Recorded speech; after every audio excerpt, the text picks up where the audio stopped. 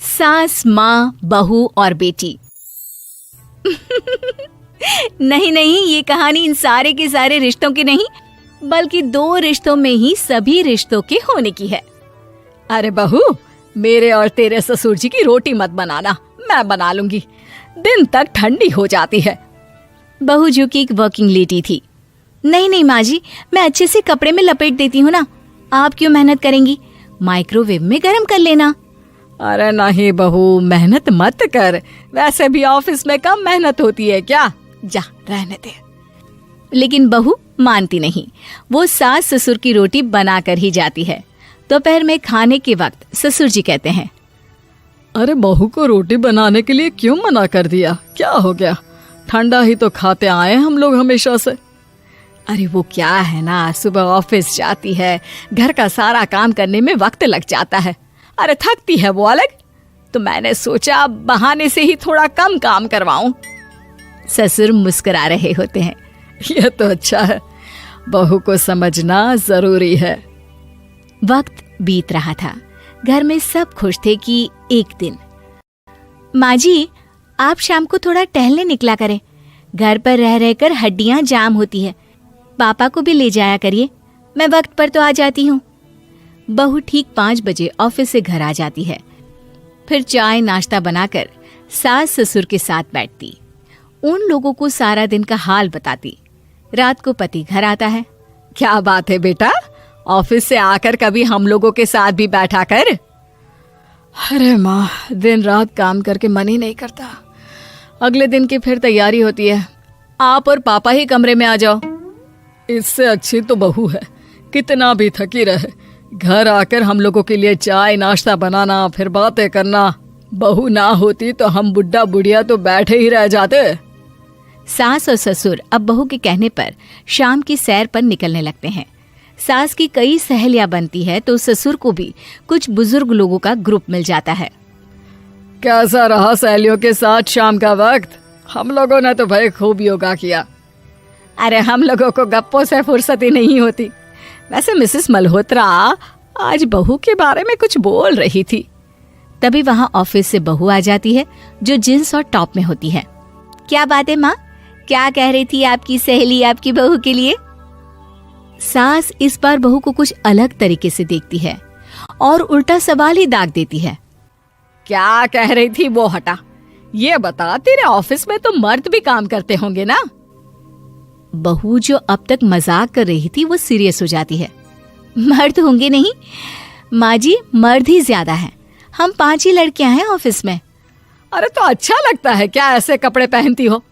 कल से तुम ना साड़ी पहनकर ऑफिस जाना, और हाँ, शाम का नाश्ता थोड़ा जल्दी बनाया करो, नाश्ता बनाकर बाद में ही ऑफिस के कपड़े चेंज करने जाना।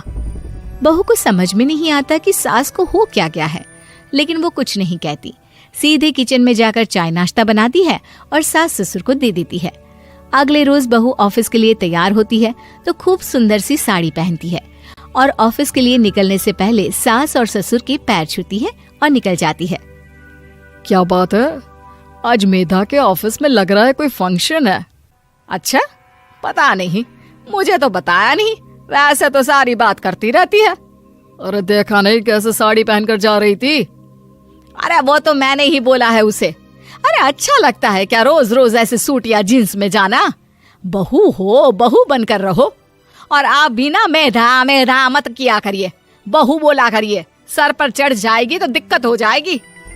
सास अब बहू को बहू जैसा रखने लगती है, हर बात पर रोका टोकी, हर बात पर ताने। क्या बात है, आजकल लेट आ रही है ऑफिस से? अरे चाय के लिए भी देर हो जाती है, हम लोग फिर पार्क में भी देर से पहुंचते हैं।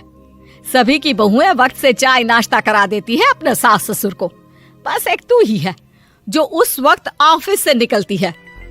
माँ जी, वो एक रास्ता पुलिस वालों ने न जाने क्यों बंद कर रखा है, जिसके कारण ट्रैफिक ज्यादा हो जाता है। मैं कोशिश करूंगी कल वक्त से पहले निकल जाऊं।